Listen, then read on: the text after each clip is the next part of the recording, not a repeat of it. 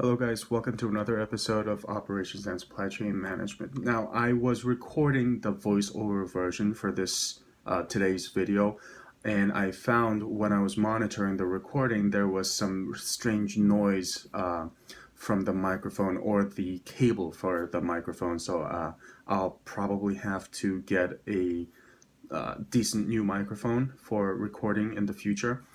So today, because today already happened, this is going to be the video. Okay, so bear with me, featuring myself in the video, guys, and my outfit. It's not exactly too warm in my home office right now.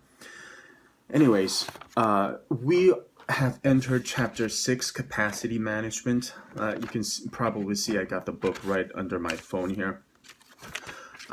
Remember that capacity measure always has a time element to it, whether it's 3 cars processed at a repair shop per day or 5,000 units of electronics produced per hour in a production line. There is always, when you talk about capacity, you should talk about the unit time. Okay, otherwise, if the time element is missing, you have no idea what you're talking about. You can have numbers, but without time element, you don't know what the capacity is. Okay, so remember that there's always time element to capacity measure. Okay, I can't stress that enough. Okay, now theoretically, as an aspiring academic, or I don't know if I was a good student or not, but I think when I'm reading academic papers, at the maximum, when I'm 100%, 150%, 200% concentrated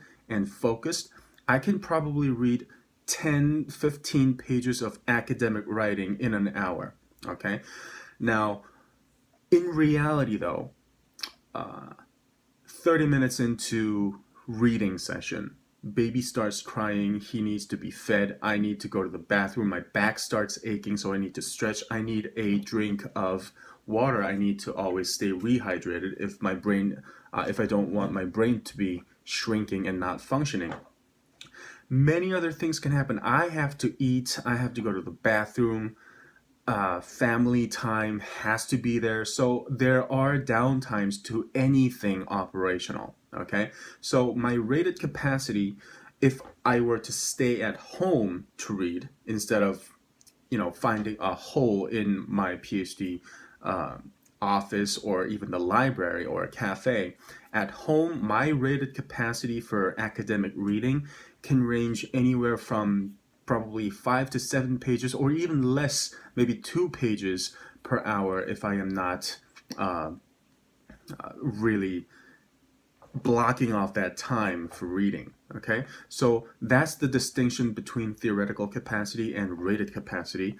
And do note that some service organizations might or oftentimes consider capacity in terms of the available inputs instead of outputs, like manufacturing. Okay, for instance, in the textbook they use for consulting firms, okay, or law firms could think of capacity as the available lawyers or paralegals that can be assigned to a case at a given time, maybe a month or a week or an year. Okay, so make a distinction between those factors that affect capacity. Of course, controllable factors are straightforward, things that are controllable. Product variations play a role. Conformance quality. Now, going back to the analogy of my academic reading, if I read 20 pages or 10 pages, let's say, to the maximum of my ability, but my understanding of certain keywords are off. Okay, I misunderstood the concepts that are key to it. Do I really have 10 pages an hour of reading capacity? Probably not, because it was defective reading. Okay, so that's what they mean about conformance quality affecting the capacity. All right, now moving on, look back on yourself and try to determine if you are a either lead strategist, match strategist, or a lag strategist with your own academic work or your workplace work on your job. Now, if you anticipate that at a certain point in time in the future, your workload will rise, right?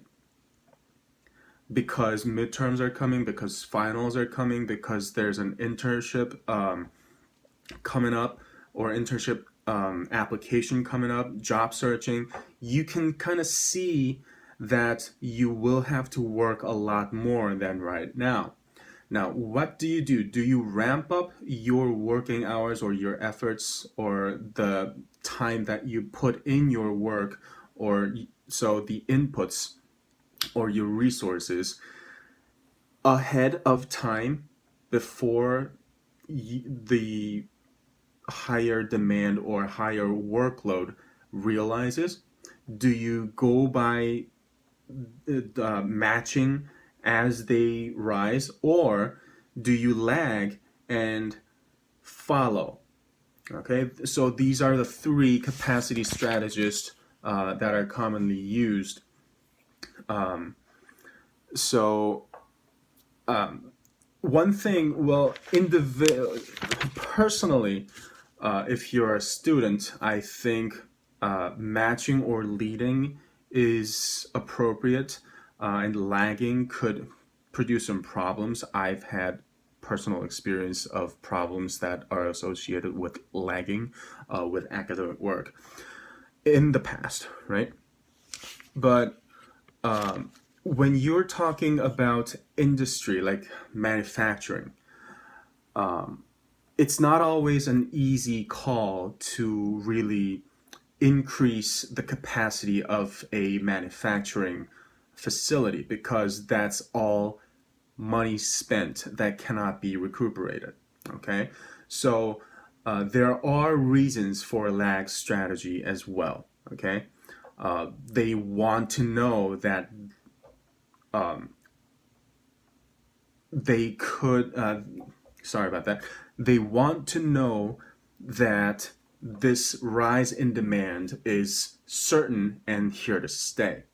Okay, they care less about lost business from not meeting the higher demand for a short time, but the sunken cost that goes into the facility and resource increase matters more to that particular organization or that particular supply chain manager.